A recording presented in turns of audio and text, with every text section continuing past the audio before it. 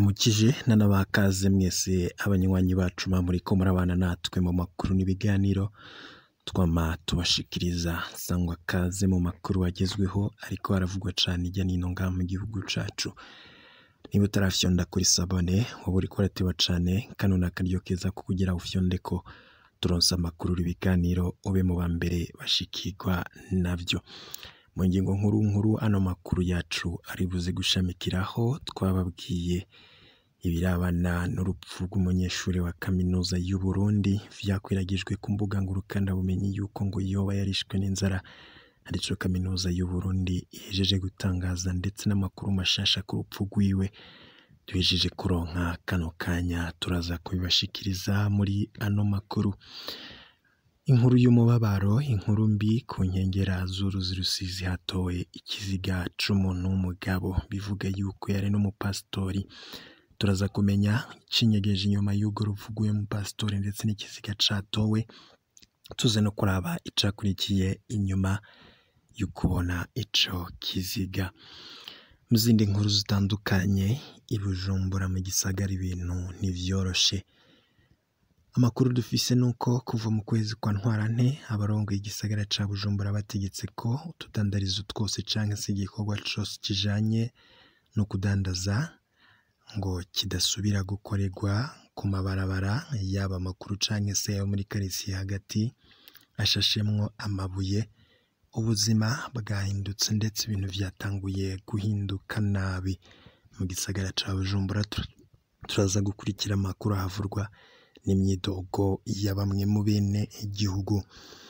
Muri ano makuru kandi turaza kwakira umumenyesha amakuru wacu akorera i Bujumbura, arafise nawe inkuru zitari nke yadutororokanirije, turaza kumuha kaze.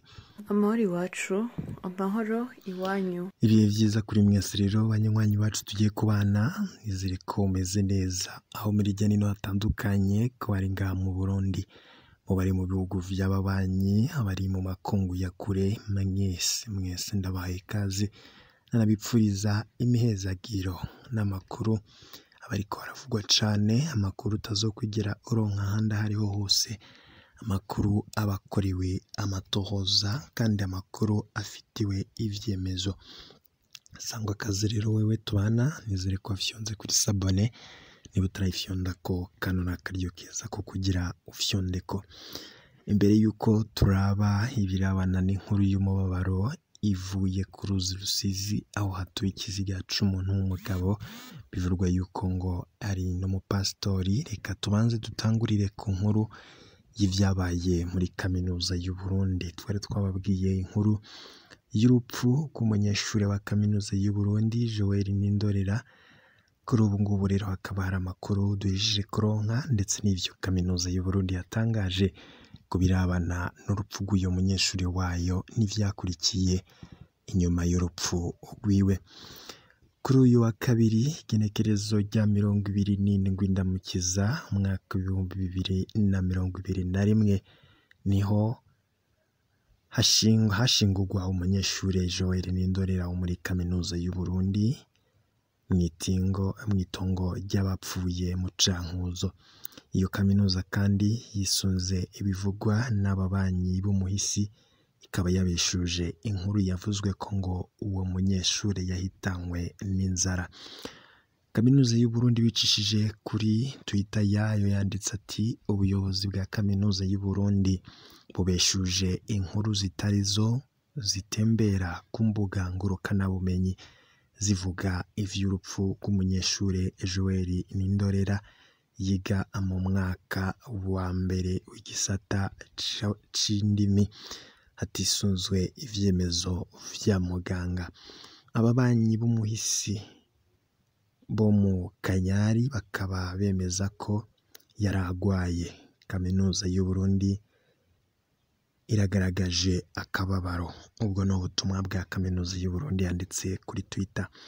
Ndakwibutse ko Joel Nindorera atarushe akiri muzima gusa, kuko n'ikiziga ciwe ngo cajuragijwe nk'uko amakuru adushikira bivuga, ngo kikaba carabuze ikibanza mu buruhukiro bw'ibitaro vyegukira kaminuza y'u Burundi vyitiriwe umwami Karedi.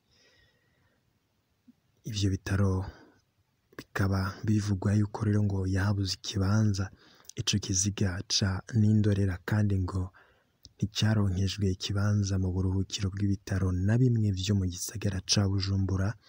Ahabonetse ikibanza akaba ari mu buruhukiro bw'ibitaro vyo ku Mpanda, nk'uko amakuru dufise avyerekana.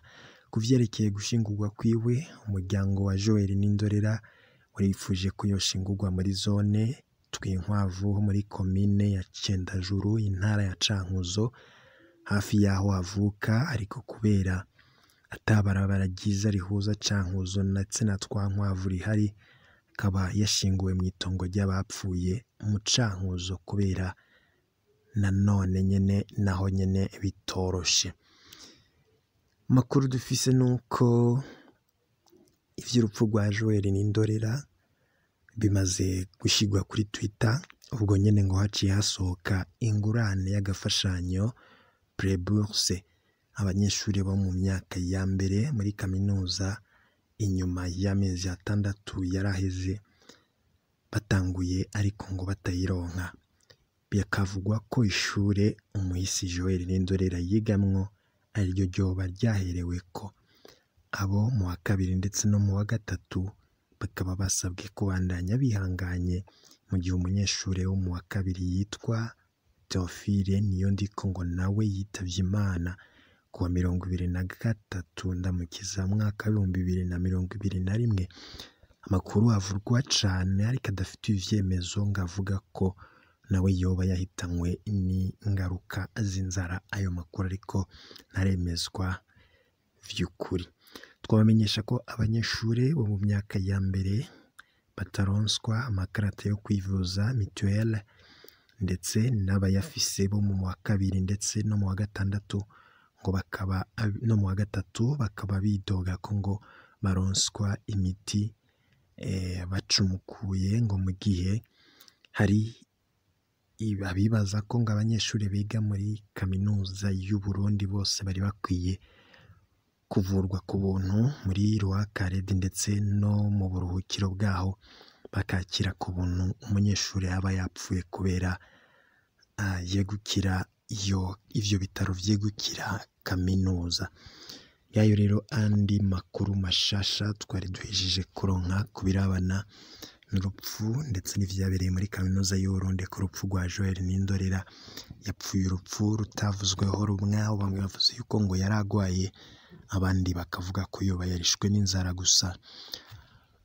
Kaminuza y'u Burundi ivuga yuko ngo ababanyi biwe bavuga ko uyo Joel Nindorera yari agwaye, ngo yoba yarishwe rero n'ubugwayi. Abandi bakavuga ko ngo yishwe n'inzara, kuko ngo nyuma yo kubona kapfuye ngo haciye hanatangwa iyo mfashanyo abanyeshuri bahabwa izwi nka Preburse.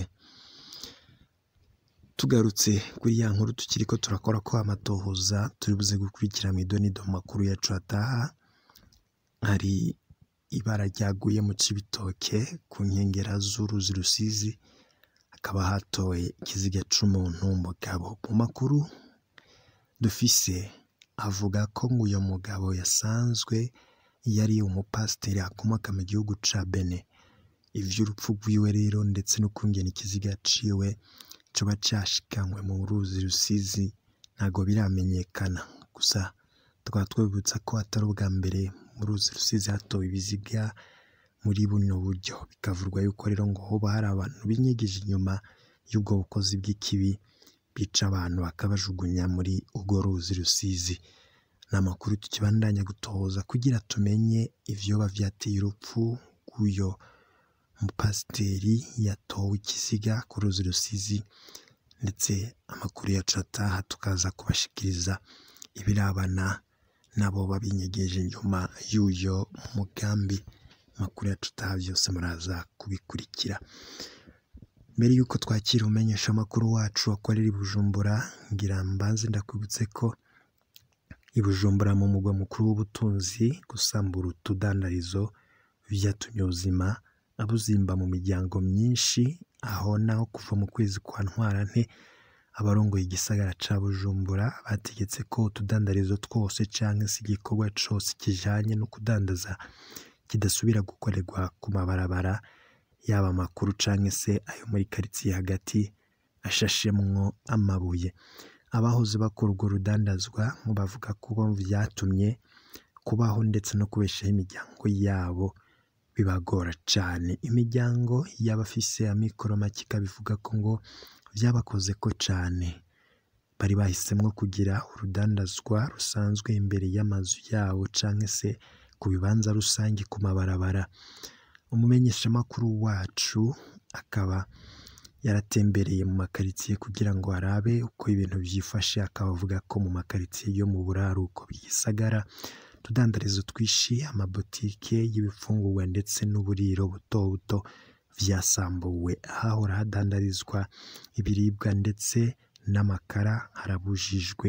Igisigaye rero ngo ni ukubona ko vyahigeze gusa. Barafise ingaruka ku butunzi bw'imiryango. Mu makaritsiye asanzwe abamwo abatifise mu buraruko bw'igisagara ca Bujumbura nka Kamenge, Kinama, Cibitoke ndetse na Mutakura, abanyagihugu babeshwaho no kudandaza utuntu duto duto ngo baremeza ko bafise ingorane zo kubaho, aho bamwe bavyiganye bati badutegetse kuja kudandariza mu masoko manini manini mugabo ntibishoboka kuri benshi muri twebwe ngo kuko nta mutahe dufise. Nka jewe nadandaza irengarenga, ibitunguru ndetse n'intore ku mutahe w'amafaranga 15,000 vy'amarundi. Narashobora kunguka amafaranga 2,000 ngashobora kugaburira abana nguze inusu y'umuceri. Ubu nibara tugiye kwicwa n'inzara, vyavuzwe n'umutamakazi wo muri zone Kamenge. Abanyagihugu bo mu makaritsiye atandukanye yo mu gisagara bahora bisumira bene aho bamenyesha ko ngo iyo ngingo yaje gutuma ubuzima bugorana. Ubu rero bakaba bategerezwa gushika ku isoko nk'uko amakuru ava bivuga. Abafise amazu bariko baragerageza guhindagura utwumba twinshi ku ruhande ruraba canke se ruba rutumbereye kw'ibarabara kugira ngo habemwo utubotike duto duto. Abahoze rero badandaza bariko barasubira kumera nk'ababisubira buke buke, mugabo ngo naho nyene naho ngo babanza guha igiturire abajejwe intwaro ku rwego rwo hasi. Ibintu vyifashwa nyene mu makaritsiye ya Nyakabiga, Bwiza ndetse na Jabe muri komine ya Mukaza hagati mu gisagara ca Bujumbura. Bamwe mu makuru dufise avuga ko ubuzima butoroshe. Iyo ngingo y'umukuru w'igisagara ca Bujumbura ikaba yisunga itegeko ryatanzwe n'ubushikiranganji bujejwe intwaro yo hagati mu gihugu. Avuga ko rero ngo yayifashe kubera kugira ngo akingire abadandaza bari mu masoko batanga amatagisi, mu gihe abandi banka kujayo bagaca ngo bamanura ibiciro bituma uriha amakori n'amatagisi aca ahomba. Ngivyo rero bimwe mu vyavugwaga cane. Reka twekere rero umumenyeshamakuru wacu akorera i Bujumbura adushikirize amwe mu makuru yadutororokanirije. Turamuhaye ikaze. Amahoro iwacu, amahoro iwanyu. Ntimwibagire gufyonda kuri subscribe no kubisangiza bagenzi banyu. Bana natwe mu ncamake y'amakuru agezweho mu gihugu c'u Burundi. Mu ntumbero yo kubandanya bahimbaza imyaka 25 ibanki BGF imaze ikora kandi ikorana n'abanyagihugu, kuri uyu wa kabiri igenekerezo ya 27 Ndamukiza umwaka wa 2021, abayobozi b'iyo banki batunganije igikorwa cabereye kuri Kiriri Garden Hotel i Bujumbura. Jean-Marie Claire Gashubije asanzwe atwara iyo banki yashikirije ko banki BGF yongereje umutahe wayo bishimishije mu ntumbero yo gutunganiriza abagwizatunga bayitura, baba bato, abari hagati hamwe n'abafise imigambi ikomeye cyane. Kuri uyu wa kabiri imiryango y'abanyagihugu irenga 775 bafise amatongo ikigeri muri zone Ngagara mu gisagara ca Bujumbura bazindukiye ku biro vy'umukuru w'igihugu bagiye gusaba kuronswa amatongo yabo kubera ko ngubu hariko hubakwa amazu ahandi naho ngo haciwemwo amabarabara.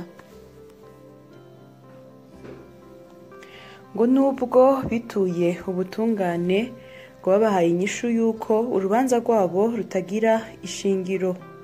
Umuhanuzi mukuru ajejwe imigambi mu biro vy'umukuru w'igihugu General de Brigade Agricole Ntirampeba yabasavye gutora abantu 3 babaserukire hanyuma bazogaruke kuri uyu wa gatatu.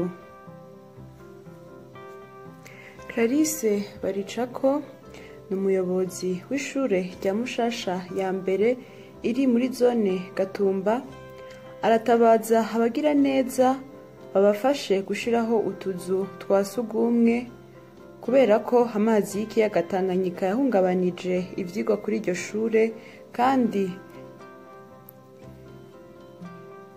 n'inyubakwa zirimwo ibirasi vyo kwigiramwo ndetse n'igikoni ubu biri mu mazi. Kuri ubu bakoresha ibirasi vyo ku yandi mashure bakaca bavyigiramwo inyuma ya sasita. Abarundi bashika hafi 160 bari bahungiye mu gihugu c'u Rwanda kuri uyu munsi bakiriwe ku mupaka wa Gasenyi Nemba mu Kirundo baherekejwe n'umukuru w'ishirahamwe mpuzamakungu rijejwe ivy'impunzi kw'isi HCR Filippo Grandi, bakaba bakiriwe n'umushikiranganje w'intwaro yo hagati iterambere rusangi n'umutekano Gervais Ndirakobuca. Filippo Grandi akaba aje mu rugendo mu gihugu c'u Burundi kandi ngo bitegekanijwe ko azoganira n'umushikiranganje w'intwaro yo hagati kuri uyu wa gatatu. Abo Barundi bahungutse bakaba bashikiye ivy'imfatakibanza imuyinga mu ikambi yabigenewe iri ahitwa Ikinazi.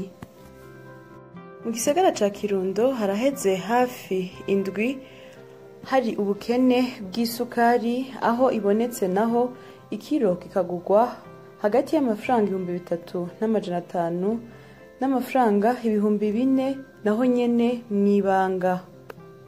Abadandaza bayirangura bishikira mu ishirahamwe rya Sosumo bemeza ko amatoni bahora bahabwa bayagabanyije kandi atansiguro bahawe, ariko musitanteri wa komine Kirundo avuga ko nubwo biruko abadandaza bazofatwa barengeje igiciro kizwi na leta no kuvuga amafaranga 2,500 bazohanwa. Mu ntara ya Kayanza kuri uyu wa mbere habaye inama yahuje abajejwe intwaro mu ntara, igipolisi hamwe n'abagendesha amapikipiki mu ntumbero yo kwibutsa abagendesha amapikipiki amwe mu mategeko agenga akazi bakora n'ibihano bitegekanijwe kuwayarenze.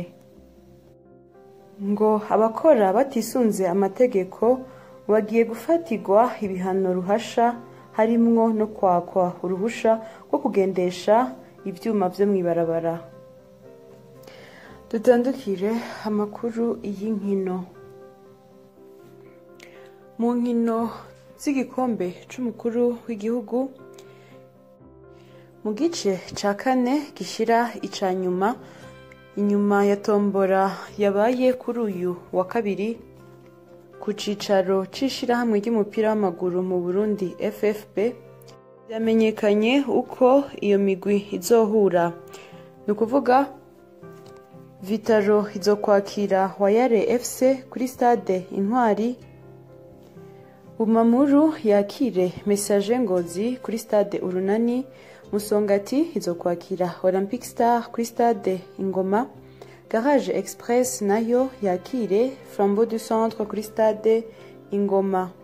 Ni ukuvuga ko zizoba mu ntango z'indwi iza kuwa kabiri no kuwa gatatu, hama mu mpera z'indwi iza naho kuwa gatandatu no ku munsi w'Imana hace hakinwa inkino zo gusubiriza, aho imigwi yakiriwe mu nkino zo gutangura nayo izoca yakira.